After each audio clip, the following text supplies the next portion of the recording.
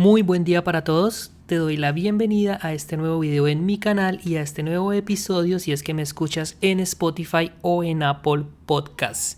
Te invito a que te quedes hasta el final, ya que el día de hoy voy a hablar contigo de 3 sencillos pasos que tienes que hacer sí o sí si es que quieres empezar a invertir.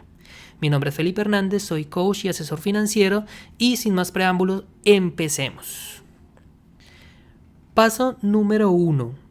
Y el más importante y obvio de todos. Gasta menos de lo que ganas. Suena lógico, suena súper obvio. Sin embargo, en la práctica no es tan sencillo como parece. La mayoría de personas, me incluyo porque yo también lo he hecho, gastamos mucho más de lo que nos ganamos.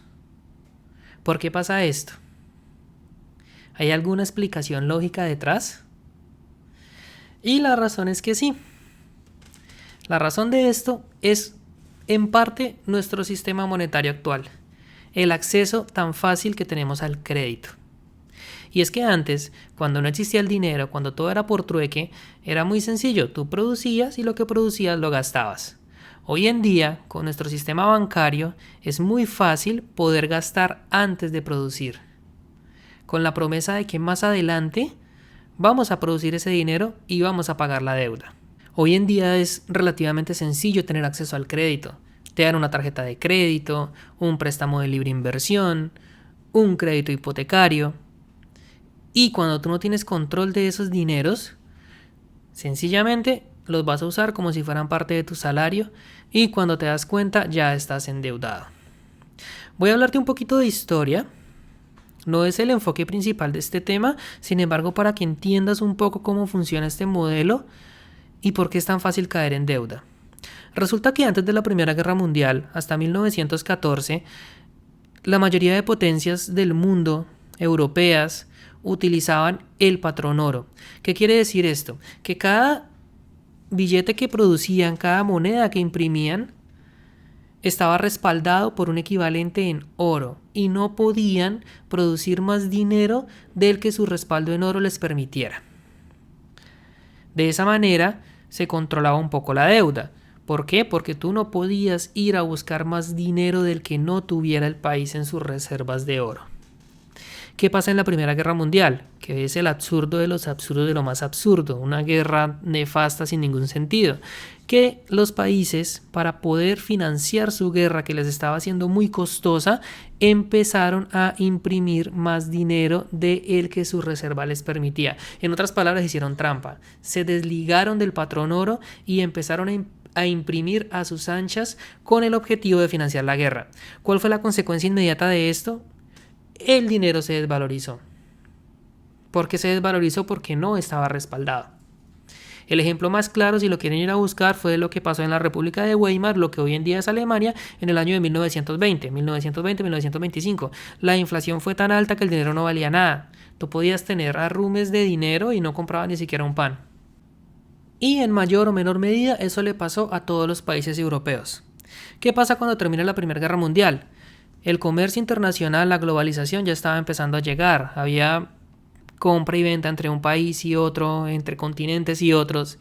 Pero como los países habían impreso tanto dinero, ya no había confianza. Ya no se sabía si el dinero de tal país realmente estaba respaldado o sencillamente lo habían impreso y ya, porque sí.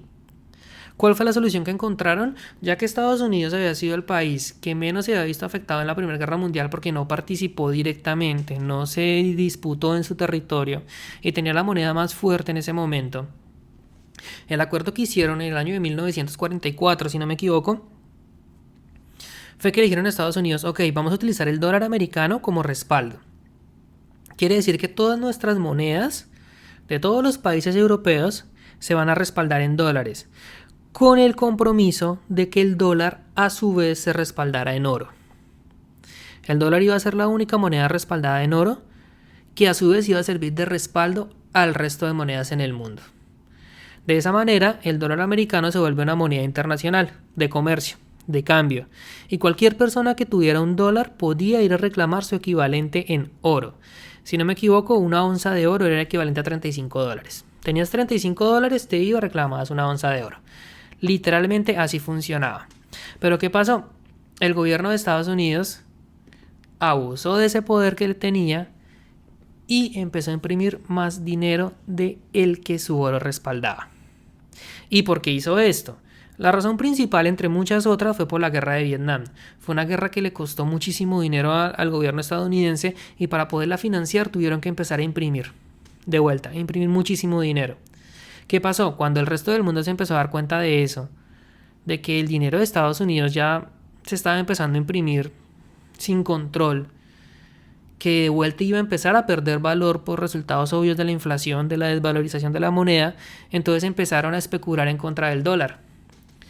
Y la situación fue tan grave que llevó en el año de 1971 al presidente Richard Nixon a desvincular de una forma arbitraria el dólar del oro. ¿Qué quería decir eso? Que el gobierno ahora pasaba a tener la potestad de imprimir más dinero aunque no estuviera respaldado por oro. ¿Y cuál era el respaldo que proponía el presidente Nixon a cambio del oro? La deuda pública. Esto es lo que quiere decir en términos sencillos, era que el gobierno iba a imprimir dinero respaldado en la obligación que adquirían los ciudadanos de regresarlo. ¿Qué es lo que pasa hoy en día? A ti te dan una tarjeta de crédito, en la mayoría de los casos es dinero que no existe. Normalmente los bancos tienen la posibilidad de prestar muchísimo más dinero del que reciben. ¿Y por qué pasa esto? Porque ellos se van a respaldar en tu compromiso de devolver el dinero más adelante, con un respectivo interés. Y por eso, aunque no suene lógico, hoy en día el dinero que se debe es muchísimo mayor al dinero que hay. Y esto pasa porque si yo, Felipe, le presto $10 a Juan y Juan le presta esos mismos $10 a Pedro, en realidad la deuda es de $20. 10 que le debe Pedro a Juan, 10 que me debe Juan a mí, pero en realidad solamente habían 10. Y si Pedro va y le presta esos $10 a alguien más, la deuda sigue aumentando. Pero el dinero, no. En otras palabras, es el mismo. Entonces, ese sistema de que el dinero se empieza a respaldar por bonos de deuda pública, que es lo que emite hoy en día el gobierno, ya no es oro, ya son bonos. Tú puedes comprar esos bonos de deuda pública y el gobierno te da un rendimiento porque lo necesita. Esto hizo que la confianza en el dinero se trasladara del oro a la responsabilidad de la gente o al compromiso de la gente de pagar lo que tomaba prestado. Ese sistema hizo que los créditos fueran mucho más fáciles de acceder. Hoy en día es lo que sucede, es lo que vemos a diario. Tú necesitas financiar un proyecto fácil, pides crédito, ¿está respaldado? No, sencillamente tú tienes un compromiso de devolverlo y ya, eso es todo. Y eso es lo que le permite a los gobiernos del mundo imprimir muchísimo dinero a sus anchas. ¿Y a qué voy con toda esta historia? El hecho de gastar más de lo que se tiene es muy común hoy en día y de hecho el sistema está diseñado para que así suceda. Y desafortunadamente a los ciudadanos de a pie, a nosotros, no se nos enseña desde la escuela, incluso en la universidad, cómo funciona esto. Y es por eso que recurrimos en deuda y cuando nos damos cuenta tenemos un sobreendeudamiento que ya no somos capaces de pagar. Así que el primer paso, si quieres ser exitoso, libre financieramente, es esto, entender que tienes que salirte de ese sistema, que tienes que encontrar la forma de gastar menos de lo que ganas. Si tú no haces eso, sencillamente nunca vas a mejorar tu realidad. Eso se vuelve una bola de nieve que en cualquier momento te termina liquidando económicamente por completo. Es matemática sencilla. Si tú ganas 1,000 y te gastas 1,100, mes a mes estás perdiendo $100. Tienes que encontrar la forma de, si te ganas 1,000, de gastar por lo menos 999 para que te quede así sea $1. Eso sería lo lógico. ¿Cómo vamos a hacer eso? Es aquí donde vamos a la siguiente parte. Parte número 1, gasto menos de lo que me gano.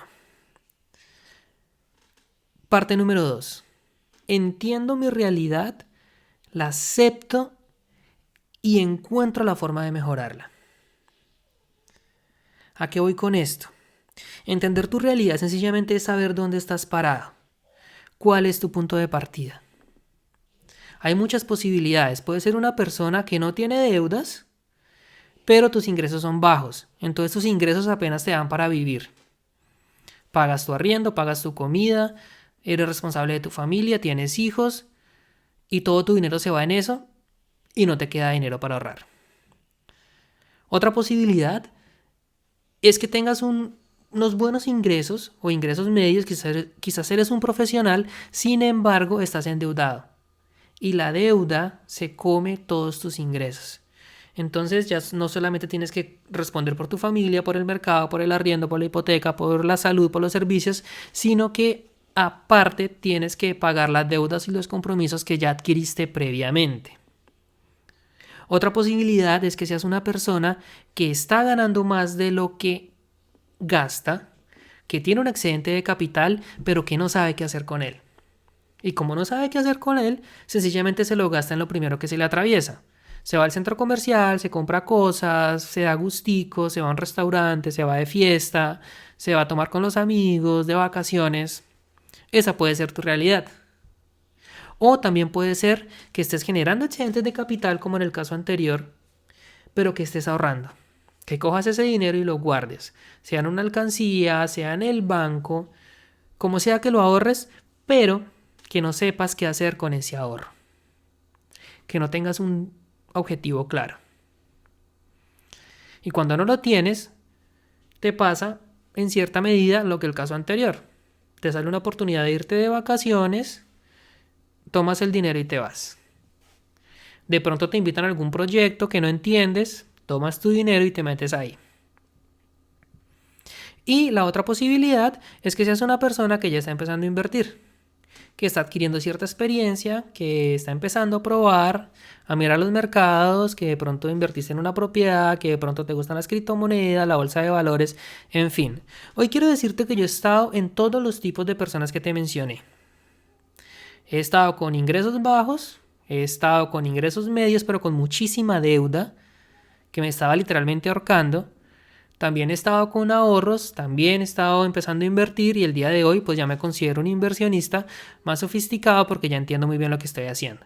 Y lo que quiero compartirte en este video es cómo he hecho yo para manejar cada una de estas etapas. Si recapitulamos, el paso número 1, gasta mucho menos de lo que te ganas. El paso número 2, entiende tu realidad. Y el paso número 3, tienes que sí o sí manejar presupuestos. ¿Y qué es un presupuesto? Una definición muy sencilla, es una herramienta para decirle a tu dinero a dónde ir y no para preguntarse después a dónde se fue. Y la finalidad del presupuesto es que puedas hacer el paso número 1, que gastes menos de lo que te ganas. ¿Por qué? Porque el presupuesto te va a ayudar a detectar gastos hormiga, gastos que de pronto no son necesarios, y es que muchas veces confundimos gustos o caprichos con necesidades, y no es lo mismo. Tú necesitas comer bien, dormir bien, tener un techo y ya. Lo demás todo puede ser reemplazable o no es tan prioritario. Cuando te empiezas a entender en qué te estás gastando el dinero, vas a empezar a encontrar, quizás esto lo puedo reemplazar, quizás esto no es necesario y vas a empezar a reducir.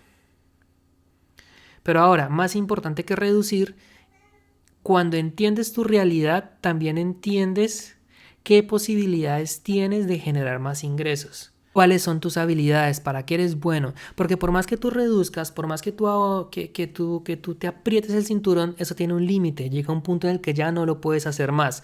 Así que la solución es empezar a generar ingresos extras. De esa manera, el ingreso extra que generaste más lo que lograste ahorrar, la suma de esos dos te va a dar un excedente de capital. Y ese excedente de capital es el que vas a utilizar para empezar a invertir. Quiero decirte que en este video y en este episodio no tengo el tiempo o el espacio para explicarte más a detalle cómo hacer los presupuestos, cómo los he hecho yo, pero en los siguientes episodios sí. Así que está muy pendiente porque junto con mi esposa Paola Mayorga, que ustedes ya conocen, les vamos a mostrar qué es lo que nosotros hicimos, cómo organizamos nuestros presupuestos, cómo empezamos a buscar fuentes alternativas de ingresos para empezar a crear esos excedentes de capital que después nos sirvieron para empezar a invertir. Así que está pendiente, suscríbete al canal, sígueme en redes sociales que voy a estar subiendo contenido y les voy a explicar a detalle cómo lo hice y en cada una de las etapas. No es lo mismo hacer un presupuesto cuando tienes deuda que cuando no la tienes. No es lo mismo hacer un presupuesto cuando el dinero apenas te alcanza para sobrevivir que cuando ya tienes un excedente de capital.